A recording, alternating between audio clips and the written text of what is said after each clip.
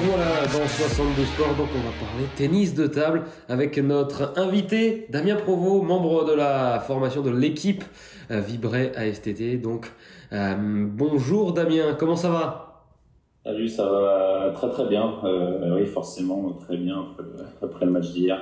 Eh oui, il y avait cette dernière journée de championnat face à la réserve de l'équipe rouennaise dans ce championnat de National 2.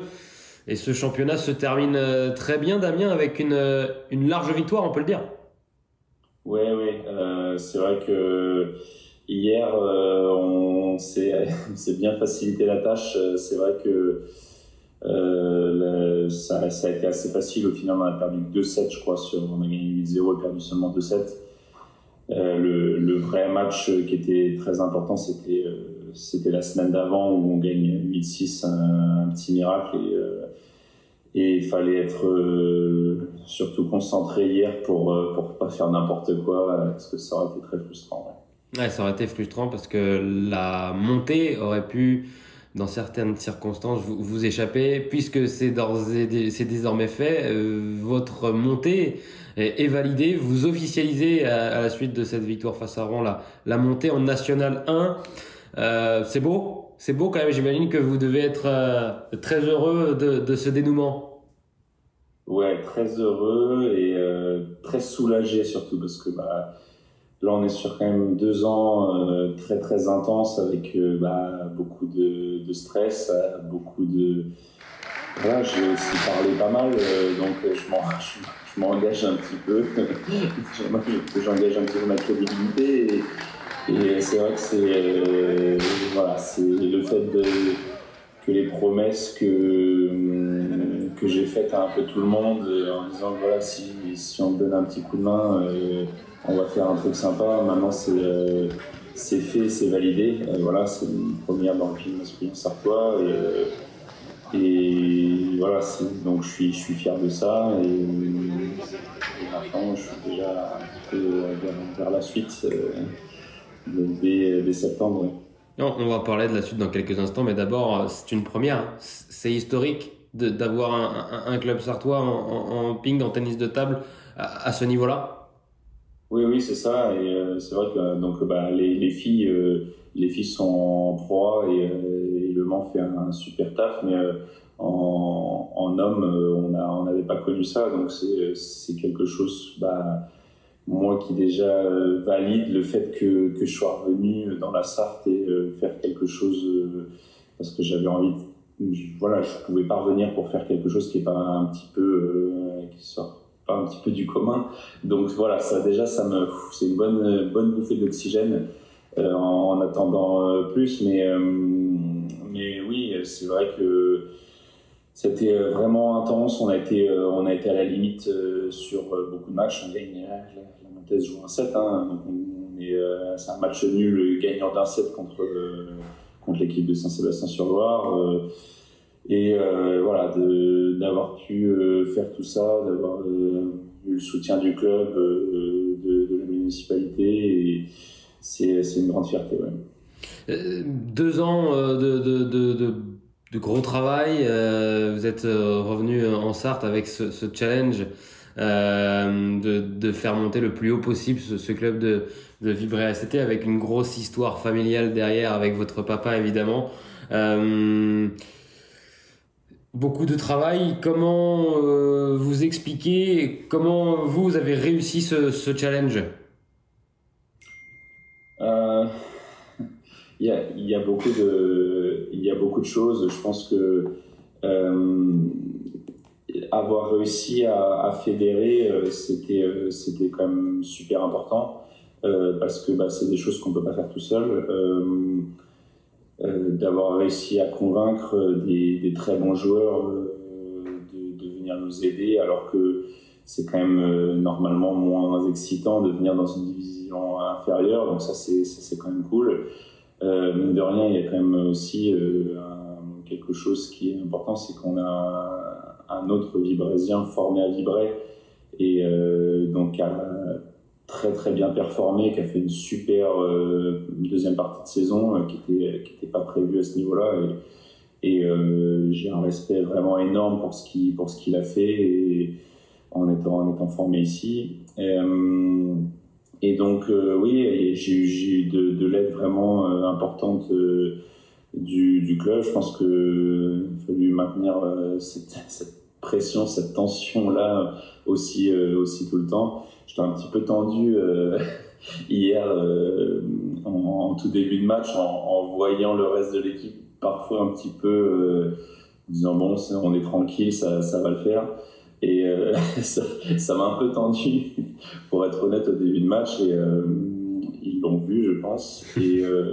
Mais voilà, vite on a tourné les choses du bon côté. Et voilà, tout le monde a joué le jeu. Et c'est vraiment, c'est vraiment génial d'avoir pu faire ça. C'est quand même 4 montées en 2 ans.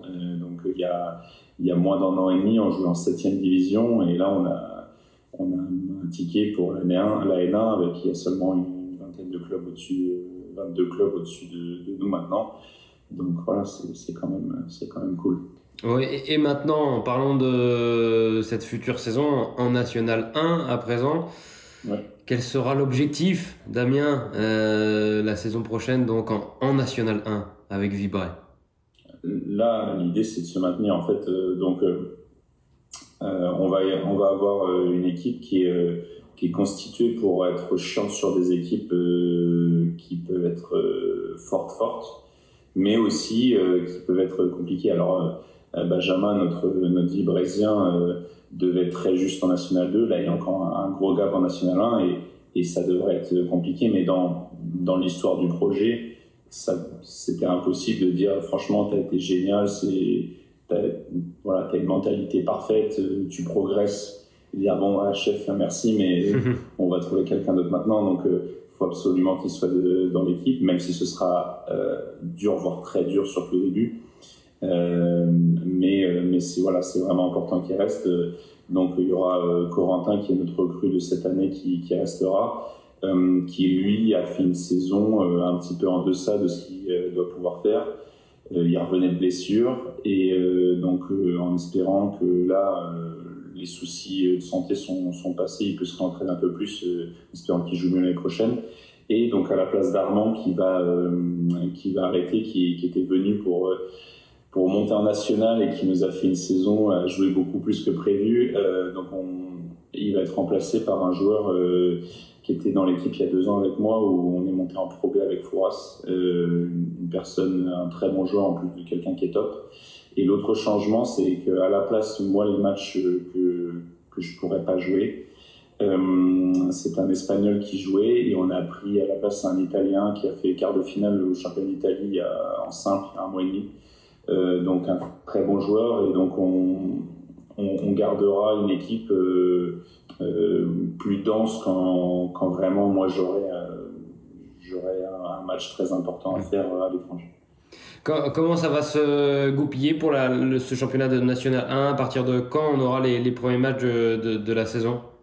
Donc ce sera début mi-septembre. Ce sera constitué de la même façon, 7 matchs en phase aller, 7 en match retour. Ça a un petit peu changé le format, c'est un peu différent donc, des divisions inférieures. Les 4 premiers, c'est des poules de 8, donc les 4 premiers accéderont à la N1A, deux groupes de N1A qui eux joueront la montée et ne pourront pas descendre. 5-6, ce sera dans des poules avec les montants de National 2 dans 2 poules de N1B. Et là, il y aura 4 descentes, donc ce sera compliqué. Et 7 et 8 descendront en National 2. Donc, je nous mets, en termes de niveau, je nous mettrais plutôt entre 4 et 6, 3 et 6 peut-être. J'espère que voilà. Donc, ce qui serait top vraiment, c'est de pouvoir finir dans les 4 premières poules. Et ça, ce sera chaud, mais ce serait vraiment génial parce que ça permettra de déjà préparer la saison d'après pour encore se renforcer et là être plus près des premiers rôles pour la saison suivante. C'est un peu ça l'objectif à moyen terme. Ça change quoi en dehors du sportif, mais peut-être aussi pour l'administratif de passer de la National 2 à la National 1? Je pense aux voyages qui vont être peut-être plus importants. Je pense aussi au budget qui va devoir être peut-être plus conséquent. Est-ce que ça change beaucoup de choses de monter en National 1 quand on est le Vibrae ASTT? Oui, oui, forcément. Alors déjà, oui, les coûts de déplacement, on est en National 2, on est encore un petit peu ciblé. Donc on a joué à Angoulême quand même, qui est pas à côté, mais là on pourra jouer, oui, Nice, Cannes, Strasbourg, Lille, et voilà, on peut jouer vraiment partout. Maintenant, il y a vraiment, on n'est pas protégé géographiquement. Donc forcément, ça ce sera des voyages, des lits d'hôtel, des frais de restauration qui seront beaucoup plus importants. Et dans des budgets comme ça, c'est déjà assez important. Donc oui, forcément, on essaye toujours de trouver de l'argent un petit peu pour se développer, pas être sur la corde raide. Donc c'est un boulot qui est stressant à côté du sportif, mais qui est forcément nécessaire parce que si on ne trouve pas, on ne pourra pas continuer. Donc voilà, il faut se battre à la table, mais il faut se battre aussi un petit peu à côté pour trouver des sous pour pouvoir continuer et rêver un peu plus haut encore. C'est l'objectif. Ouais, parce que l'objectif, peut-être pas à court terme, puisque la semaine prochaine, l'objectif en National 1, ça sera de se maintenir. Ouais. J'imagine, et on en a déjà parlé sur le plateau de LMTV Sarthe, que dans un coin de la tête, il y a l'envie de faire ce que la Romagne peut faire dans le tennis de table, d'avoir un petit village, mais un très grand club de tennis de table en France. Oui, alors très grand club, ça vraiment c'est quelque chose. C'est des choses maintenant qui iront vraiment petit à petit. Le fait de continuer à se structurer, c'est vraiment important.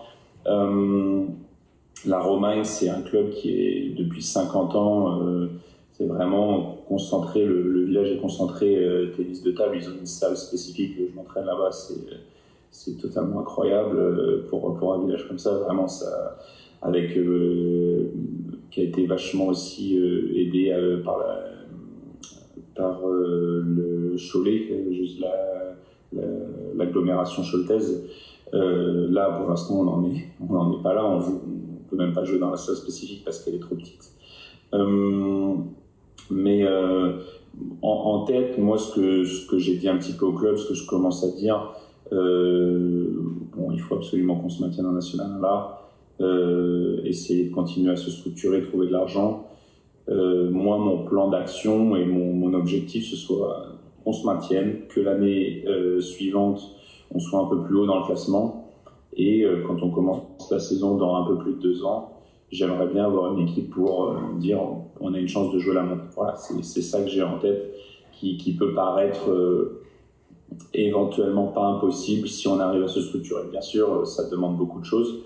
Mais objectivement, maintenant, avec les effectifs qu'il y a et les budgets, avoir cet objectif-là avant 2 saisons, il paraît pas viable.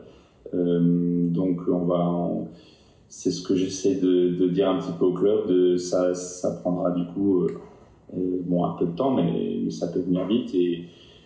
Et donc, on a 2 ans à rester en N1, se structurer, trouver un peu plus d'argent et former une équipe pour 2026-2027. Moi, mon gros objectif de dire, allez, on la pense. Merci beaucoup, Damien Provost, d'avoir été notre invité dans 72 Sports sur LMTV Sarthe. On vous souhaite évidemment d'accomplir tous les objectifs que vous êtes fixés. Et donc, le premier objectif, ça sera évidemment le maintien la saison prochaine en National 1 avec des matchs qui reprendront début septembre. Merci beaucoup, Damien Provost, d'avoir été notre invité. On se retrouve très prochainement. On suivra avec attention la prochaine saison du Vibrae ASTT. Merci et on se retrouve juste après une courte page de publicité. À tout de suite.